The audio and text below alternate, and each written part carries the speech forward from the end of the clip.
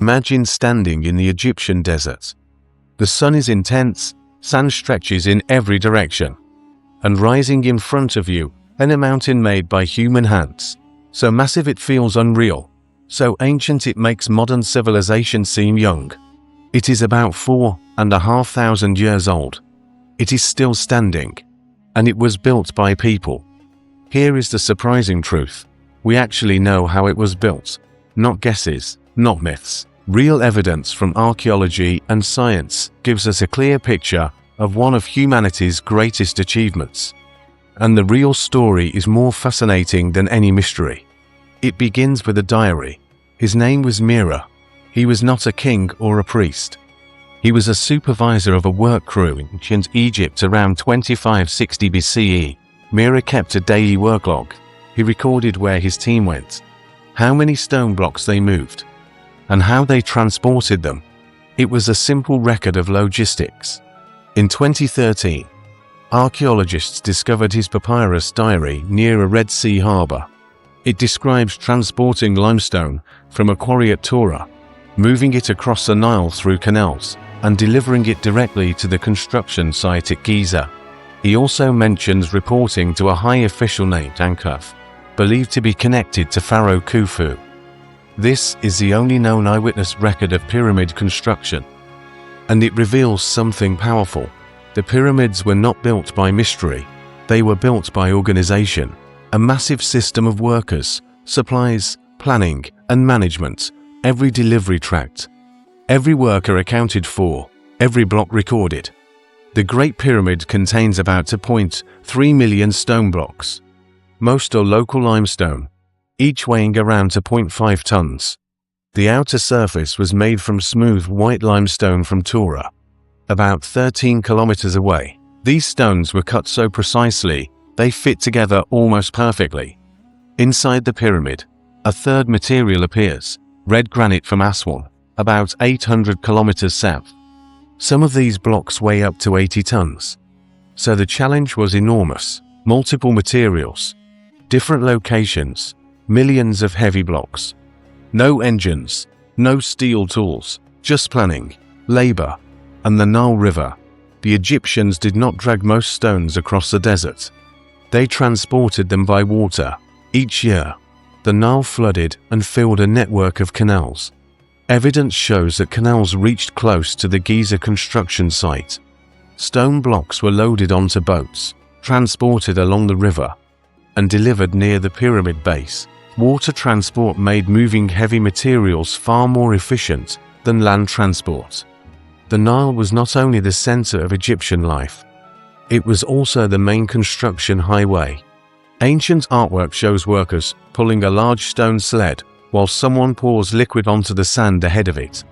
Modern experiments confirmed why. Slightly wet sand reduces friction dramatically, by nearly 50%, to dry, and the sled sticks, to wet, and it slides uncontrollably. But the right amount of moisture allows massive stones to move much more easily. This was not ritual symbolism. It was practical engineering knowledge. The Egyptians observed, tested, and improved their methods over generations. Once stones reached the construction site, they had to be lifted higher as the pyramid grew. Archaeological evidence suggests the use of ramp systems. These may have included straight ramps, spiral ramps, and steep hauling paths. Workers pulled sleds upward, using coordinated effort and mechanical advantage. Construction methods likely evolved as new challenges appeared. The pyramid was not built from a single fixed plan. It was built through continuous problem solving. The pyramid is aligned almost perfectly to true north. The Egyptians achieved this by observing stars that circle the northern sky. By tracking their movement carefully, they could identify the exact direction of north. The base of the pyramid was leveled with extraordinary precision, likely using water channels as a reference for a perfectly flat surface. They used simple tools, but extremely careful observation.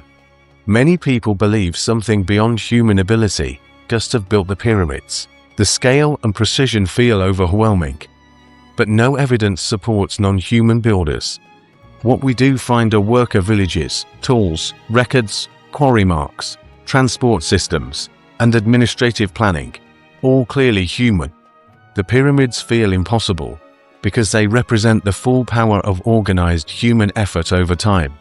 Archaeological discoveries show the workers were not slaves. They were skilled laborers who were fed, housed, and medically treated. Excavations revealed bakeries, breweries, and medical care facilities. Many workers came from across Egypt as part of a national labor system. Workers even left their team names written on stones, signs of pride and identity. They were part of something they believed in. So how were the pyramids built? Stones were transported by river and canal. They were pulled on sleds across carefully prepared ground. They were raised using ramp systems. The structure was aligned using astronomy. And the work continued every day for decades. The pyramid is not the result of one genius idea. It is the result of thousands of small solutions working together. It is proof of what humans can achieve with planning, cooperation, and persistence. The pyramids still stand today, not as a mystery, but as a message.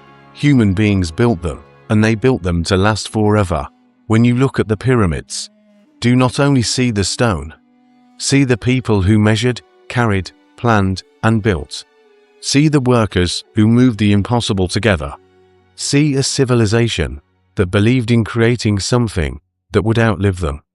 The pyramids remain. The question is what we will build next.